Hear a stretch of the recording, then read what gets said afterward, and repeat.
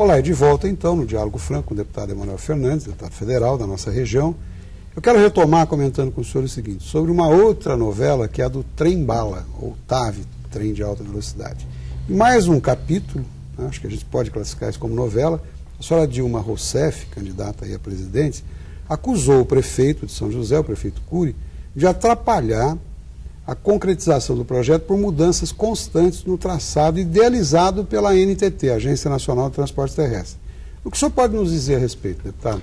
Olha, eu acho que ela está equivocada, porque o maior interessado em que o trem passe e tenha uma estação em São José é o prefeito, né? Então o prefeito quer isso. Então eu acho que é muito mais conversa, né? Vamos ficar por aí para não falar palavras mais pesadas, né? Então, mas desculpa, só para clarear uma situação, a ANTT inicialmente, todos os estudos técnicos apontavam a parada em São José. Aí depois a imprensa noticiou que por interesses políticos, etc., tiraram São José, excluíram. Essa foi a versão pública dada pela imprensa. Agora vem essa história da candidata dizer que o prefeito está mudando o traçado. Qual seria o interesse, politicamente falando, de excluir São José? Olha, eu não sei, eu vi uma outra entrevista dela que ela dizendo para um jornalista, na verdade a proprietária, uma das proprietárias da Folha de São Paulo, dizendo que o trem, uma primeira fase, vai ser só de São Paulo até São José, cita explicitamente a reportagem de São José. E ela deu essa entrevista para uma pessoa que não é um foca, né? Uma das herdeiras do... Maria Cristina Caldeira, da Folha de São Paulo. Folha de São Paulo. Uma das diretoras proprietárias. Qual Dilma que está falando certo, né? A da Folha de São Paulo ou essa frase? Quer dizer, é óbvio que tem muita especulação nesse momento, mas a minha opinião, Marcondes, é o seguinte: um trem se justifica onde tem demanda. Sem dúvida. Onde tem demanda, porque não é um trem que vai ser subsidiado, e eu espero que não seja. Seria um absurdo um país, por exemplo, que tem carência de metrô, que aí eventualmente poderia haver subsídio, porque é para gente que mora em regiões metropolitanas e que gasta 3, 4 horas para ir para casa. Onde deveria haver subsídio, você subsidiar pessoas para distâncias longas. Então não deve haver subsídio, e para parar de pé, como a gente diz em economia, né, você precisa ter um retorno. Os estudos que nos mostraram, existe grande retorno se fizer Campinas, Viracopos, Campinas, São Paulo, São José. São José né? dos Campos.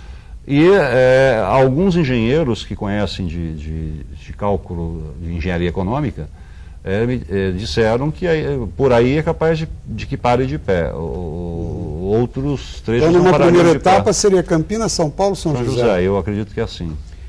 Então, deputado, o mestre Osiris Silva, né, com toda a sua bagagem, ele disse, inclusive aqui no Diálogo Franco, que se fosse governo, não adotaria o trem-bala, porém investiria maciçamente na malha ferroviária existente e em novos traçados. Qual a sua posição sobre isso? Olha, eu acho que, como eu disse, eu tenho a impressão que esse projeto parar de pé se fizer essa interligação e aí ia se ajuntando a questão dos aeroportos, né?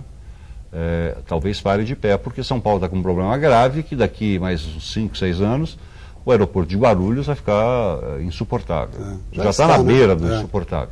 Então você teria Viracopos por um lado e eventualmente... O senhor quer dizer com isso que alguém viria de São Paulo até São José no trem-bala ou vice-versa para utilizar o aeroporto de São José? Seria isso? Isso. Mas e a malha ferroviária?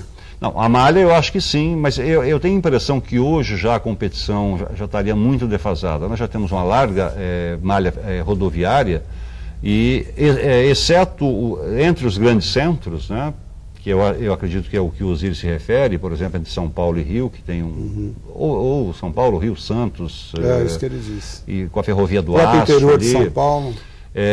Eventualmente seja importante. Mas o Brasil perdeu o século XIX, né? A nossa malha ferroviária foi muito pequena no século XIX.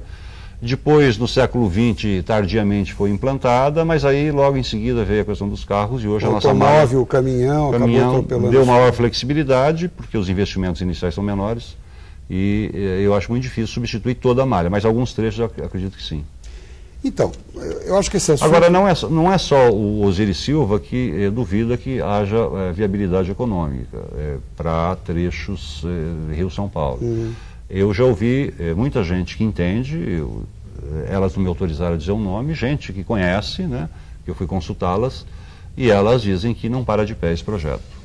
Não se sustenta. Não se sustenta e muito provavelmente haverá dificuldade de alguém chegar e dizer, olha, não, eu quero ganhar e eu ofereço tal custo. Porque... Então, mas nessa linha do que o senhor está colocando, o governo federal anunciou o traçado inicialmente São Paulo, Rio, né, e Campinas.